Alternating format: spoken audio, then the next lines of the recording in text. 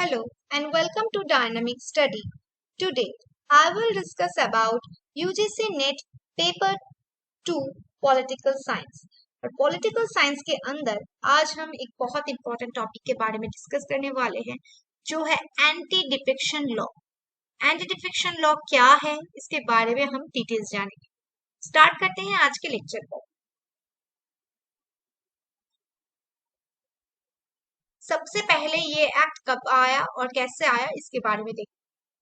The 52nd Amendment Act 1985 provided for the disqualification of the members of parliament and the state legislatures on the ground of defection from one political party to another. So 52 जो amendment act हुआ था 1985 में, वहां पर provide किया था जो disqualification of the members of parliament, जो पार्लियामेंट के मेंबर है उनको कैसे डिस्क्वालीफाई किया जा सकता है, एंड द स्टेट लेजिस्लेचर में भी उनको डिफेक्शन में कैसे उसको हम मतलब उनको डिस्क्वालीफाई कर सकते हैं from one political party to another, एक पॉलिटिकल पार्टी से दूसरे political party. Okay, so 52nd amendment act 1985 में जो हुआ वहां पर बताया गया है जो पार्लियामेंट के मेंबर्स हैं उनको कैसे हम डिस्क्वालीफाई घोषित कर सकते हैं, जो state legislatures on the ground of defection, उनको डिफेक्शन हम कैसे उनको डिफेक्ट कर सकते हैं from one political party to दूसरे political party. Okay, for this purpose अगर एक मेंबर है पार्लियामेंट का, वो कभी एक पार्टी में रह रहा है दूसरे पार्टी में ज्वाइन करे, एक पार्टी को छोड़कर दूसरे पार्टी के ज्वाइन करे, सो हर बार ये अगर सिस्टम चलता रहा तो वो उस पार्टी को लेकर एक कंफ्यूजन बन सकती है। सो इसके लिए, इसको डिफेट करने के लिए, इस चीज को सॉल्व करने के लिए what should we do, we should make a law for anti defection, किसको हम बाहर निकाल सकते हैं। Okay, for this purpose it make changes in 4 articles.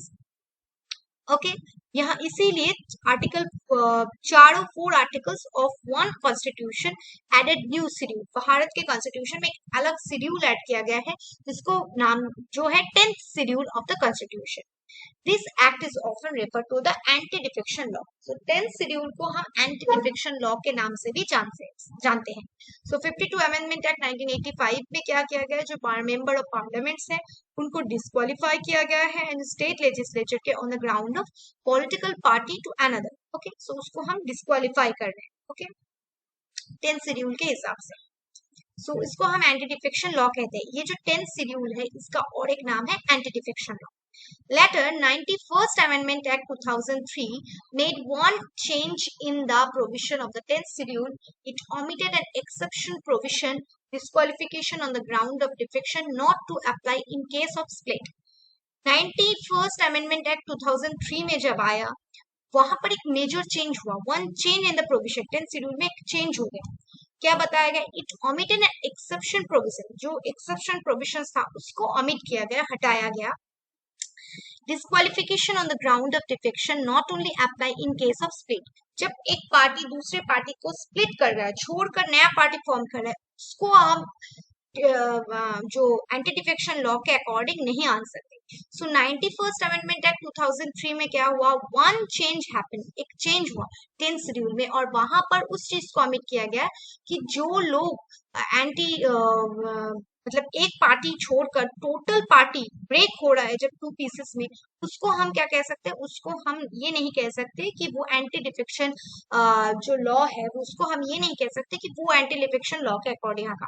उसको छोड़कर बाकी चीजें, एक पार्टी मेंबर दूसरे पार्टी में जब जंप कर रहा है वो मेंबर ऑफ पार्लियामेंट होने की वजह से भी, तब उसको हम क्या कर सकते हैं, उसको एंटी डिफेक्शन लॉ के अकॉर्डिंग हम मान सकते हैं। लेकिन जब बहुत सारे लोग पार्टी को छोड़कर दूसरी पार्टी फॉर्म कर रहे हैं, उस क्षेत्र में हम उसको स्प्लिट मानेंगे, उस क्षेत्र में हम उसको डिस्क्वालिफिकेशन नहीं मानेंगे। सो फर्स्ट जो 10th शेड्यूल इंट्रोड्यूस हुआ कब हमारे कॉन्स्टिट्यूशन में, 52nd अमेंडमेंट एक्ट के थ्रू 1985 में डिस्क्वालिफिकेशन के लिए एंटी डिफेक्शन लॉ आया 10th शेड्यूल में। After that 91st amendment act 2003 में इसको चेंज कर दिया गया, उसके कुछ प्रोविजंस। आगे देखते हैं नेक्स्ट, तो ये जो 10th शेड्यूल, इसके अंदर क्या है, the 10th schedule contains the following provision with respect to the disqualification of members of parliament and the state legislature on the ground of defection. ये 10th शेड्यूल है, इसके अंदर क्या है, इसके अंदर जो चीज है, the following provisions with respect to the disqualification of the members of parliament. Parliament के मेंबर जो लोग हैं उनको डिस्क्वालीफाई कैसे कर सकते हैं, या स्टेट लेजिस्लेचर के मेंबर्स जो है वो एक मेंबर ऑफ लेजिस्लेटिव असेंबली हो सकते हैं, मेंबर ऑफ पार्लियामेंट हो सकते हैं, लोकसभा राज्यसभा किसी भी पे हो सकते हैं, उनको किस किस किस केसेस में हम उनको डिफीट कर सकते हैं, उनको पार्टी से बाहर निकाल सकते हैं। ओके, किस किस क्षेत्र में हम डिफेक्शन लॉ यूज कर सकते हैं। सो फर्स्ट जो पॉइंट हम पढ़ेंगे वो है डिस्क्वालिफिकेशन, किस किस ग्राउंड पे हम डिस्क्वालीफाई कर सकते हैं। Members of political parties, a member of house belong to any political party become disqualified for being a member of the house. So member of political parties, एक जो member है, एक member है of a house belong to any political party, वो किसी भी political party के member हो सकते हैं, became वो disqualified हो रहे हैं for being a member of the house. क्यों? क्योंकि वो उस house के member है, उस लोकसभा राज्यसभा किसी के। Okay. If he voluntarily gives up his membership in such a political party, मतलब आप सोचिए लोकसभा में जीतकर एक सीट है, आप एक एमपी है, लेकिन आप जिस पार्टी से जीत कर आए थे उस पार्टी को आपने छोड़ दिया, वॉलंटरीली खुद ब खुद अपने उस पार्टी को छोड़ दिया, या if he votes or abstains from voting in such house contrary to an direction issued by a political party without obtaining prior permission of such party and such act has not been condoned by the party within 15 days. Party में या लोकसभा में या राज्यसभा में कोई problem चल रहा है और वोटिंग हो रहा है दोनों पार्टी के बीच, आप जिस पार्टी से इलेक्टेड हुए हैं, आप उस विषय में आप अपनी पार्टी को समर्थन ना करके उस विषय में आप दूसरे पक्ष में वोट दे सकते हैं, या किसी भी बात में वोट नहीं कर रहे हैं, तो इस विषय में आप क्या कर रहे हैं, अगर वो मेंबर पार्लियामेंट में या उसके पार्टी में 15 डेज में उसके परमिशन लेंगे कि मैं उसमें एब्स्टेंट रहूंगा तो ठीक है, अगर वो परमिशन नहीं लेंगे तो उसको हम डिस्क्वालीफाई कर सकते हैं। From the above provision, it is clear that a member elected on a party ticket should continue in the party and obey the party directions. वो जिस पार्टी से इलेक्टेड हुआ है उसको उस पार्टी का रूल्स रेगुलेशंस फॉलो करना होगा, दूसरे पार्टी का नहीं। सो डिस्क्वालीफाई हम किस चीजों से कर सकते हैं? सो सबसे पहले जो एक मेंबर है वो उस पॉलिटिकल पार्टी से क्वालिफाइड होकर आए हैं, उस हाउस का मेंबर आए हैं, उस पार्टी को वो छोड़ रहे हैं, या ये भी हो सकता है कि वो पार्टी का जो मत है उस विषय से वो सहमत नहीं कर पा रहे हैं और उस विषय में पार्टी में वोट नहीं दे रहे हैं वहां में इलेक्शन में, तो क्या हो रहा है, सो वो अगर इस विषय में विद इन 15 डेज अपने पार्टी से परामर्श कर ले तो ठीक है, अगर नहीं करेंगे तो उसको पार्टी से मतलब एंटी डिफेक्शन लॉ के अकॉर्डिंग वो कर सकते। सो यहाँ पर एक बात क्लियर होती है कि आप जिस पार्टी से इलेक्टेड होकर आए हैं आपको उस पार्टी का रेगुलेशन मानकर चलना होगा। ओके, नेक्स्ट अब इंडिपेंडेंट मेंबर्स के बारे में देखते हैं। इंडिपेंडेंट मेंबर्स कौन से हैं? An independent member of a house elected without being set up as a candidate by any political party becomes disqualified to remain a member of the house if he joins any political party after such election. कुछ एक independent member जो निर्दलीय होते हैं, एक independent member of the house जो एक लोकसभा में राज्यसभा में एक इंडिपेंडेंट मेंबर के तौर पर जिन्होंने आए, okay, independent member of the house की तरह वो इलेक्टेड हुए without being set up a candidate by any political party, किसी भी पॉलिटिकल पार्टी के छतरी के नीचे नहीं आकर वो अपने आप अगर लड़ रहे हैं, बिकम डिस्क्वालिफाइड, वो तब डिस्क्वालिफाइड होंगे to remain a member of the house, वो अगर मेंबर ऑफ द हाउस जब जीतने के बाद अगर वो दूसरे किसी भी पॉलिटिकल पार्टी के साथ सम्मत करे तो, ज्वाइन करे तो।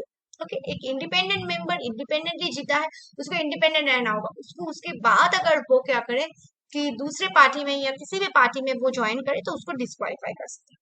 नॉमिनेटेड मेंबर के हिसाब से क्या कर सकते हैं? A nominated member of the house become disqualified for being a member of the house if he joins any political party after the expiry of 6 months from the date on which he takes his seat in the house.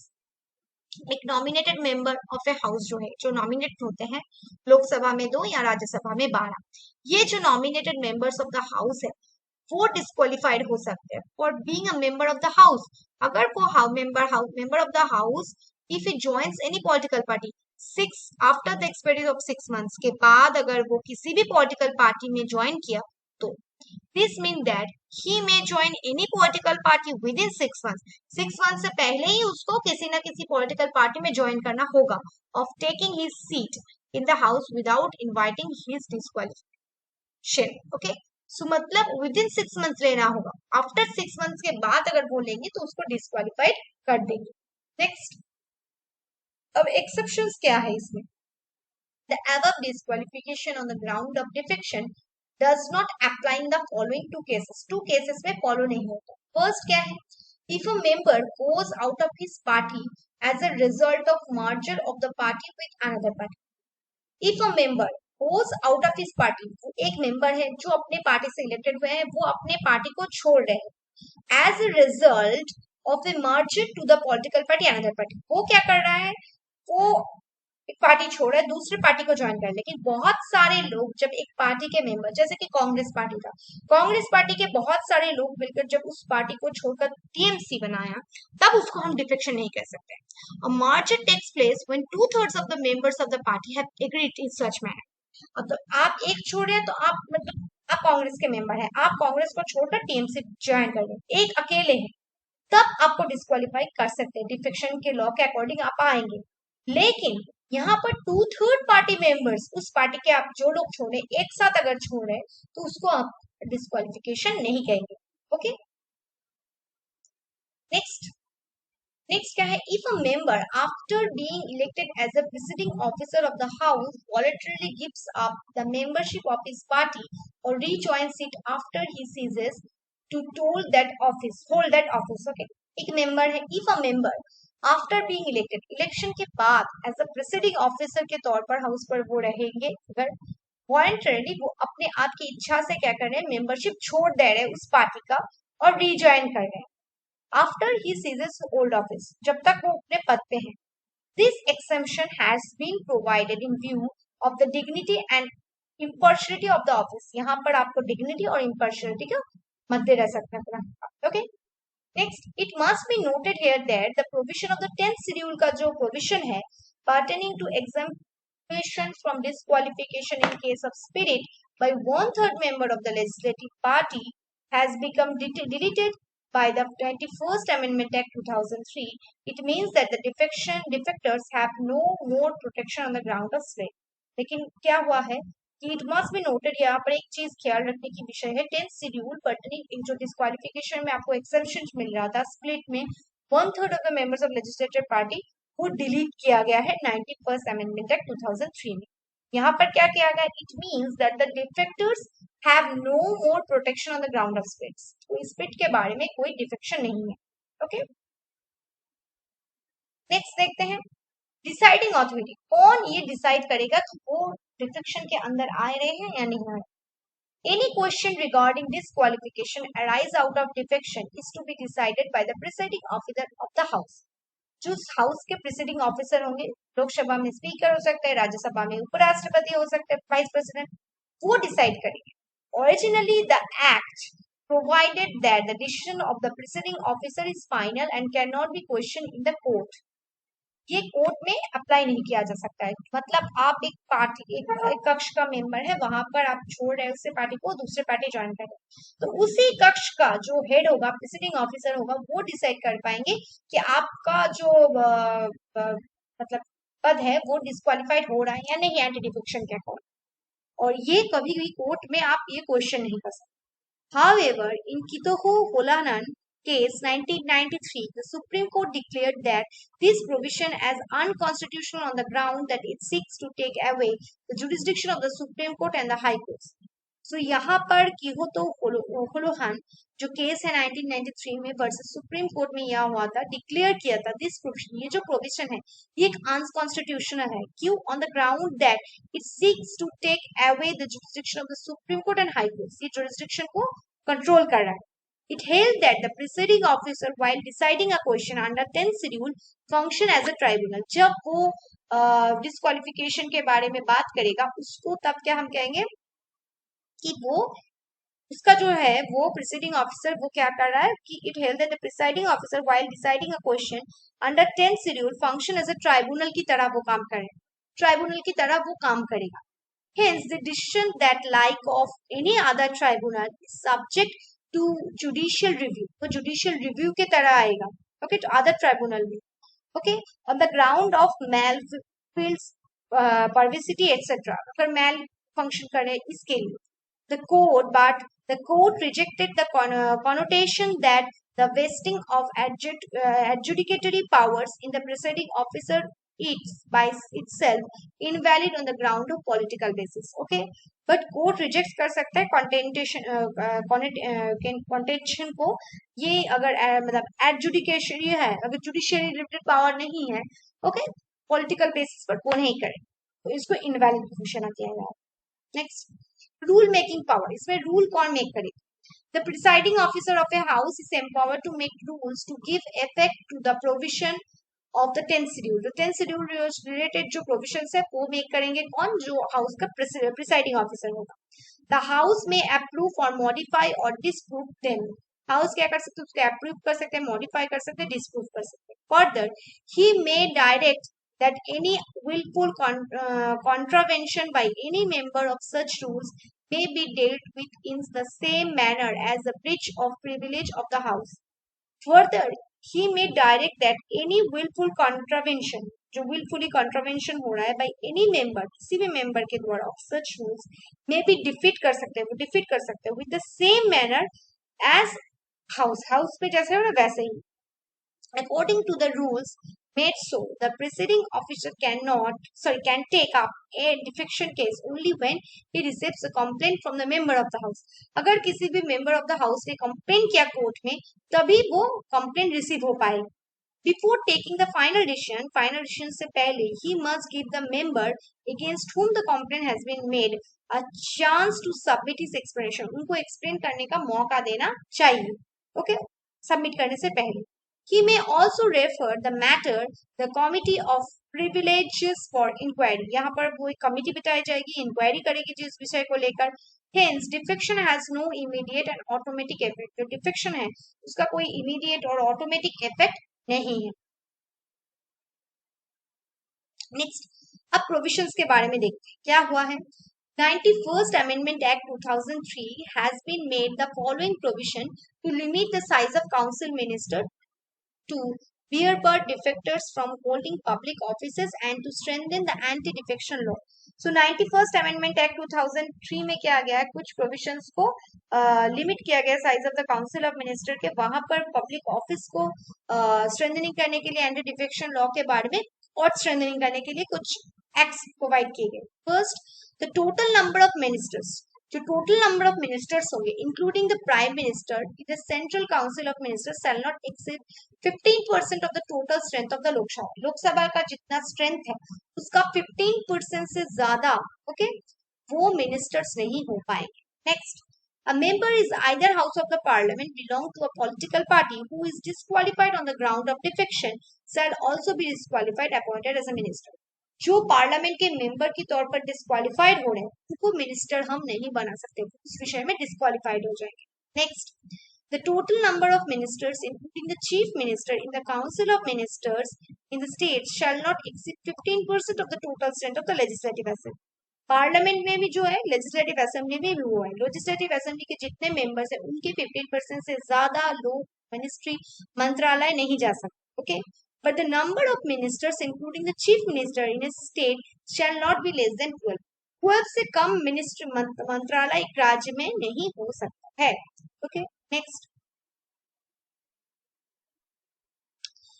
है, a member of either house of the state legislature belonging to any political party who is disqualified on the ground of defection shall also be disqualified as a minister. जो मैंने कहा था कि अगर आप विधानसभा के member हो और आप विधानसभा के मेंबर के तौर पर आपको डिस्क्वालिफाइड किया गया है तो आप मंत्री नहीं बन पाएंगे. Next, a member of either house of the parliament or either house of the state legislature belong to any political party who is disqualified on the ground of defection shall also be disqualified to hold any remuneration political post. Okay, the expression remunerative political post means, okay, इसके बारे में देखते हैं.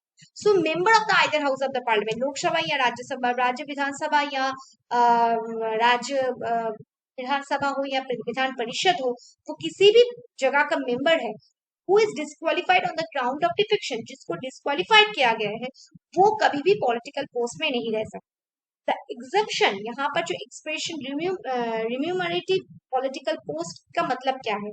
First है any office under the central government और the state government where the salary or remuneration for such office is paid out of the public revenue of the concerned government। Any post, किसी भी post है जो under the central government के अंदर और state government के अंदर, वह द सैलरी जो है, जी हाँ, रेन्यूमरेशन जो है फॉर सच ऑफिस के लिए paid out of the public revenue के हिसाब से और द कंसर्न गवर्नमेंट के हिसाब से। Next, any office under a body weather incorporated और नॉट, कॉर्पोरेटेड हो या नहीं हो, which is wholly or partially owned by the central government, वो central government के द्वारा own होगा, or the state government, and the salary or remuneration for such office is paid by the such body except where such salary or remuneration is paid is compensatory in nature, वो compensatory हो। Next, the provision of the 10th schedule, मतलब anti-defection law, pertaining the exemption from disqualification in case of split of 1/3 member, अगर 1/3 member political party को छोड़ रहे दूसरे party form कर रहे हैं, तो उस क्षेत्र में आप उसको डिस्क्वालिफाइड नहीं कर सकते। It means that the defectors have no more protection on the ground of split. अब लेकिन अब क्या हुआ है, 91st अमेंडमेंट के बाद इसको हटाया गया है, सो अभी भी स्प्लिट के अंदर भी आप प्रोटेक्शन को ला सकते हैं। नेक्स्ट, अब इसका एंटी डिफेक्शन लॉ का एडवांटेज क्या है? फर्स्ट एडवांटेज है इसका, it provides for the greater stability in the body politic by checking the propensity of legislature to change parties. इससे क्या हो सकता है, ये स्टेबिलिटी आएगा एक बॉडी में, पॉलिटिकल बॉडी में स्टेबिलिटी आएगा, वो चेक करेगा the propensity of the legislature change, party को चेंज करने के लिए। Next, it facilitates democratic realignment of parties in the legislature by way of merger parties। so ये फैसिलिटेट करेगा डेमोक्रेटिक रीअलाइनमेंट को, पार्टीज के जो भी अलाइनमेंट है उसको, इन द लेजिस्लेचर में by way of merger of parties को मर्ज करके। Next, it reduces corruption at the political level, ये पॉलिटिकल लेवल पर करप्शन को घटाएगा।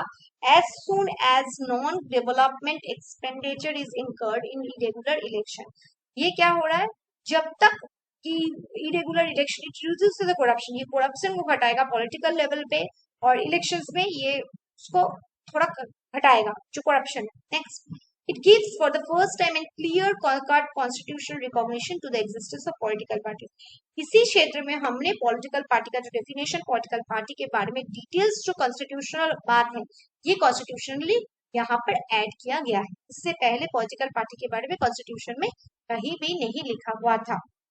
So that's the overall lecture on today's class। मैंने एंटी डिफेक्शन लॉ क्या है, किस किस क्षेत्र में आप डिफेक्शन लॉ को अप्लाई कर सकते हैं, इसका एडवांटेजेस क्या है, इसका सारी डिटेल्स मैंने बता दिया, और इसके अमेंडमेंट के बारे में भी टोटल मैंने वीडियो कवर की है। So I hope you understand the lecture। So thank you, keep on watching and keep on learning।